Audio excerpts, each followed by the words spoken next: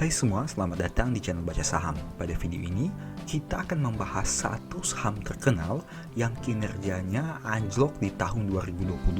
Bahkan dalam 4 tahun terakhir, kinerja di tahun 2022 menjadi yang terburuk. Saham apakah itu?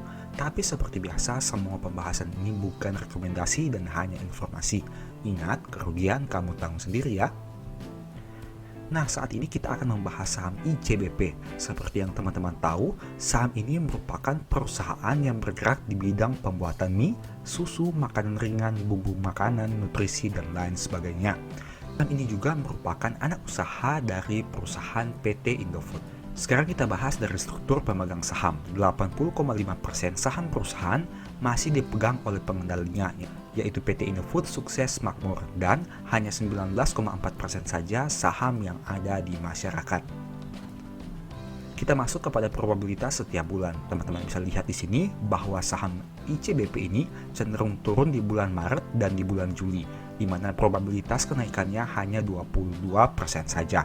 Sebaliknya, pada bulan Agustus saham ini cenderung naik dengan probabilitas yang mencapai 78%. Dan saat video ini dibuat, di bulan Februari tahun 2023, saham ICBP masih naik 1,9%. Sekarang kita bahas untuk laporan keuangan Q3 2022-nya. Total aset berjumlah 113 triliun yang mengalami penurunan dibandingkan tahun sebelumnya, di mana mayoritas berasal dari goodwill sebanyak 54 triliun.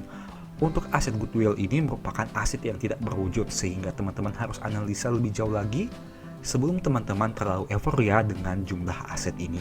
Dan untuk saldo kasnya sendiri berjumlah 12,8 triliun yang mengalami penurunan dibandingkan tahun sebelumnya. Nah, dengan total kas yang hanya 12 triliun, perusahaan punya liabilitas yang mencapai 57,6 triliun rupiah. Angka ini bisa dikatakan sangat besar, apalagi mayoritas berasal dari hutang jangka panjang, yaitu hutang obligasi sebanyak 41,6 triliun. Hal ini tentunya akan berdampak pada beban bunga yang harus dibayarkan semakin besar, dan hal ini teman-teman harus pertimbangkan sebelum mengambil keputusan. Kita bahas dari sisi ekuitasnya. Perusahaan punya ekuitas 35 triliun yang mengalami peningkatan dibanding tahun sebelumnya, di mana mayoritas berasal dari saldo laba yang belum ditentukan penggunaannya sebanyak 27,6 triliun rupiah. Kemudian kita bahas dari laba ruginya. Penjualan network berjumlah 48,9 triliun yang mengalami peningkatan dibandingkan tahun sebelumnya. Begitu juga dengan beban pokoknya yang mengalami peningkatan juga. Dan karena kenaikan penjualan yang jauh lebih besar dari beban pokok, menyebabkan perusahaan masih bisa membukukan laba bruto sebanyak 15,9 triliun, meskipun terjadi kenaikan yang tidak terlalu signifikan dibandingkan tahun 2021. Dan teman-teman bisa lihat di sini, beban keuangan perusahaan naik sangat signifikan dari 1,3 menjadi 4,2 triliun rupiah. Hal itu disebabkan karena adanya hutang obligasi yang sangat besar untuk perusahaan ini. Sekarang kita lihat dampaknya terhadap laba periode berjalan. Laba periode berjalannya malah mengalami penurunan dari 4,9 menjadi 3,3. Hal itu disebabkan karena meskipun pendapatannya naik, tapi beban keuangannya sangat besar, sehingga berdampak pada penurunan laba periode berjalan di tahun 2022 ini. Kita masuk kepada historical EPS. Teman-teman bisa lihat bahwa dalam 4 tahun terakhir, kinerja di tahun 2022 menjadi yang terburuk, di mana pada Q2 perusahaan menghasilkan kerugian, dan hal itu baru pertama kali terjadi dalam 4 tahun terakhir. Di sini teman-teman bisa lihat bahwa pada kinerja tahun 2022, perusahaan hanya mencetak EPS sebanyak 378 yang merupakan EPS terendah sejak tahun 2019. Kita masuk kepada historical dividend. Saham ICBP ini bisa dikatakan konsisten membagi dividen setiap tahun, di mana mereka tidak pernah absen sejak tahun 2018. Dividen yieldnya sekitar 2% per 27 kali dengan PBV 3,4 kali, yang berarti dengan modal 3 ribuan, saham ini dijual lebih mahal dengan harga 10 ribuan. NPM 6% dengan ROE 12%. Angka yang bisa dikatakan tidak terlalu memuaskan, dan DER saham ini sudah sangat tinggi dengan angka 164%.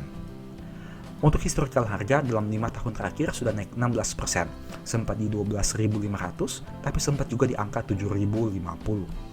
Sekarang kita bahas dari historical PBV. Saham ini biasanya diperdagangkan pada PBV 3,4 kali, yang berarti saat video ini dibuat berada pada rata-rata PBV-nya.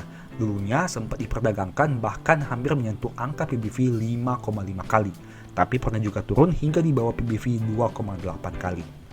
Nah, kita masuk kepada kesimpulan, apakah dengan harga 10.300 saham ICBP ini menarik? Menurut saya belum, dengan berbagai pertimbangan yang tadi sudah kita bahas. Dan apabila teman-teman memang tertarik dengan saham ini, alangkah lebih baik mungkin bisa menunggu hingga harganya di bawah 9.000. Tapi ingat, itu hanya asumsi, bisa benar, bisa juga salah.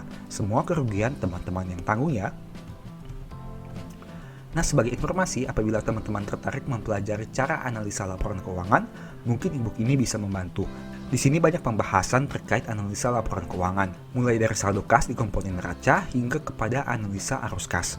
Ada juga bonus berupa file Excel yang berfungsi sebagai fitur screening laporan keuangan secara otomatis, di mana diharapkan bisa mempermudah teman-teman dalam melakukan analisa. Nah, apabila tertarik melakukan pembelian, silahkan chat saja di nomor WA yang tercantum ini. Oke, sekian video ini, semoga bermanfaat.